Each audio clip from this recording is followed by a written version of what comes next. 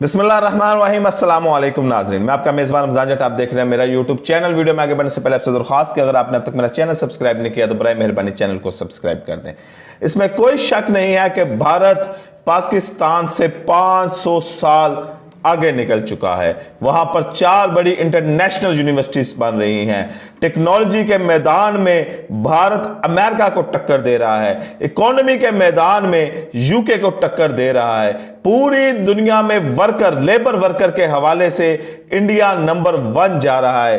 पाकिस्तान ना तो labour worker में काम कर रहा है, ना टेक्नोलॉजी के हवाले से काम कर रहा है, और इकोनॉमी की सूरत हाल आपके सामने ही है। भारत ने ये जो तरक्की की है, बल्कि दिनों में जो तरक्की की है, इसके पीछे एक ही शख्स है, उसका नाम है नरेंद्र मोदी। नरेंद्र मोदी भारत को जमीन से उठाकर आसमान तक ले गया है, और यह तरक्की अभी रुक नहीं रही। यह तरक्की दिन ब दिन बढ़ती ही जा रही है, और आगे आने वाले चंद सालों में लगता है कि भारत पूरी दुनिया की नहीं तो एशिया की जरूर बड़ी सुपर पावर बनकर उभरेगा, और उसके बाद उसकी अगली जो कोशिश होगी वो दुनिया की सुपर पावर बनना होगी।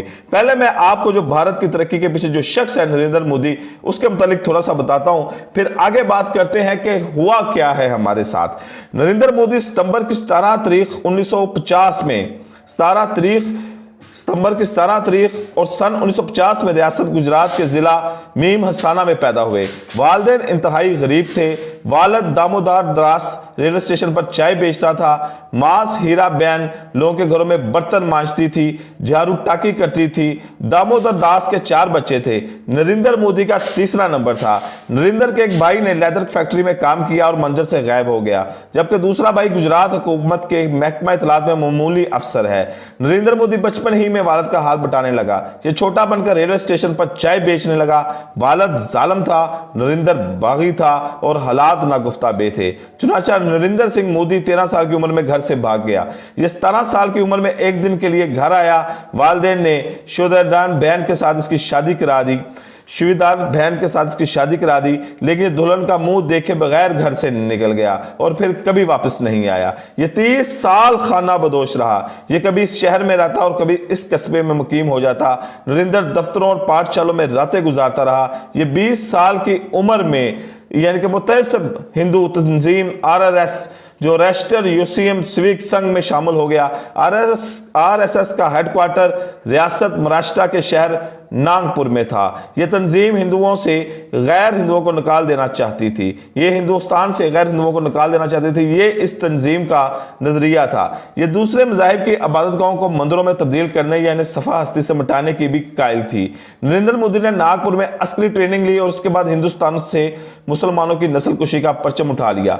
यह 1980 के शुरू में गुजरात आया। यह मुसलमानों को गुजरात से निकालना चाहता था। यह इन्हें धरती का बोझ करार देता था। यह 1987 में गुजरात में RSS का सेक्रेटरी बन गया और यह 1995 तक इस ओहदे पर फाइज रहा। इस दौरान बीजेपी भारत की बड़ी सियासी जमात बनकर उभरी। यह पार्टी RSS का सियासी विंग था। नरेंद्र मोदी बीजेपी में शामिल हो गए। यह अपने ख्यालात और हरकतों में बोल्ड थे। यह पार्टी में साजिशें भी करता था। चुनाचा लोग नरेंद्र को बदतमीज और साजिशी समझकर इसे नापसंदगी से देखते थे, ताहम LK अडवाणी से पसंद करते थे। यह भी इनके साथ मुखलिस था। बीजेपी ने मार्च 1998 के रियासती इलेक्शन लड़े।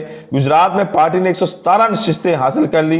केशुभाई पटेल गुजरात के वजीर आला बने। यह करप्शन इल्जामात के बायस 6 अक्टूबर 2001 को मुस्तफे हो गए। LK अडवाणी ने नरेंद्र मोदी की सिफारिश की। यह 7 अक्टूबर 2001 को गुजरात का चीफ मिनिस्टर बन गया। वजीर आला बनने के बाद इसने अपने मुस्लिम कश एजेंडे पर काम शुरू कर दिया। इसने इंतहा पसंद हिंदुओं को इशारा किया। 27 फरवरी 2002 को अहमदाबाद में फसादात शुरू हुए। सरकार हिंदू फसादियों की मदद करने लगी। शहर में कत्लो गारत गिरी का बाजार गर्म हुआ। मुसलमानों के सैकड़ों घर जला दिए गए और हजारों औरतों के रेप कर दिया गया। मुसलमान मर्द और बच्चे कत्ल कर दिए गए। बरतानवी अदारों के मुताबिक अहमदाबाद के फसादात में 2000 मुसलमान कत्ल हुए। ये फसादात नरेंद्र मोदी की सियासत को निगल गए। वजीर आजम अटल बिहारी वाजपेयी नाराज हो गए। यूरोप ने आसमान सर पर उठा लिया, जबकि अमेरिका ने इसके वीजे पर पाबंदी लगा दी। ये फसादात नरेंद्र मोदी की जिंदगी का टर्निंग पॉइंट थे। मोदी के पास इस वक्त दो ऑप्शन थे, ये मुस्लिम कशी की सियासत के चैंपियन बन जाते या मुतसिब हिंदुओं के साथ मिलकर मुसलमान, सिख, ईसाई और दलितों का सफाया कर देते, फिर ये एक नए भारत के लीडर बनकर उभरते। नरेंद्र मोदी ने दूसरा ऑप्शन कबूल कर लिया। इन्होंने मुस्लिम दुश्मनी का लठते खाने में रखा और गुजरात की डेवलपमेंट में जत गए। नरेंद्र मोदी ने गुजरात की हालत बदल कर रख दी। नरेंद्र मोदी ने जब गुजरात की हालत बदली तो उन्होंने सूबे को करप्शन फ्री बना दिया, पूरे मुल्क से माहिरीन बुलाए और उन्हें आला ओहदों पर तैनात कर दिया। ये लोग वजीरों की बजाय वजीर आला को जवाब देते। अफसरों का इंतखाब साख और कारकर्दगी की बुनियाद पर किया। ये अफसर हर सूरत 5 साल पूरे करते थे। पूरी हुकूमत को ऑनलाइन कर दिया। सूबे की सब्सिडाइज पिटीशन, जमीन की रजिस्ट्रेशन, खरीदो फरोख्त, पैदाइश, इंतकाल, पासपोर्ट, ड्राइविंग लाइसेंस, टेंडर और नौकरियां, हर चीज ऑनलाइन होने लगी।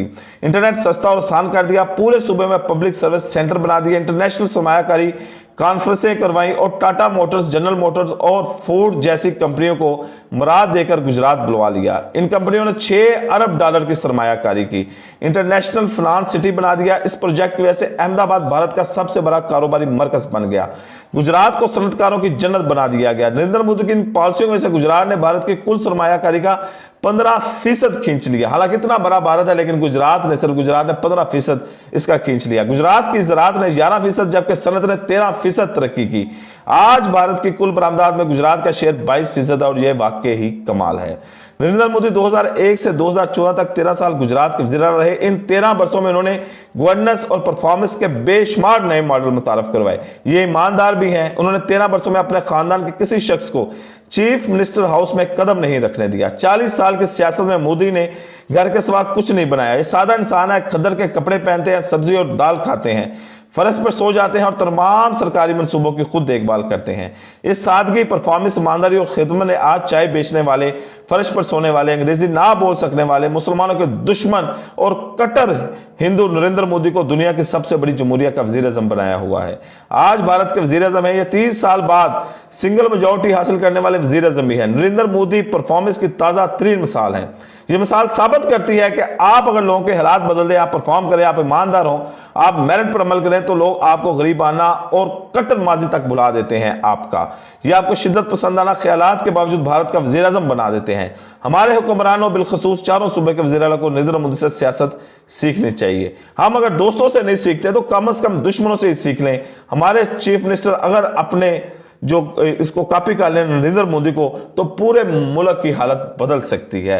इस वक्त अगर आप नरेंद्र मोदी की और हमारे मुल्क में मौजूद जो हुकूमत के वजीर हैं, मशीर हैं, वजीर आला हैं, वजीर आज़म हैं, अगर उनका कंपैरिजन करें तो आपको यह अंदाजा हो जाएगा कि भारत हमसे 500 साल आगे क्यों निकल गया और हम वहीं पर खड़े अपनी लकीर क्यों पीट रहे हैं। हम अपने ही कब्रों के मुजावर बने हुए हैं। आज पाकिस्तान को वेस्ट गेयर लगा हुआ है कि 1947 से भी बुरे हालात पाकिस्तान में पैदा हो चुके हैं और भारत तरक्की की बुलंदियों को छू रहा है। वो भारत जिसको हम असली दुश्मन समझते हैं, वो भारत जिसके लिए हम जज्बातियत रखते हैं, लेकिन यह आज की हकीकत है कि भारत का हम किसी भी मैदान में मुकाबला नहीं कर पा रहे। सीखना पड़ेगा हमें। हम दोस्तों से नहीं सीख सके तो कम से कम अपने दुश्मन ही से कुछ सीख लें। इजाजत दीजिए, अगली वीडियो तक अल्लाह हाफिज।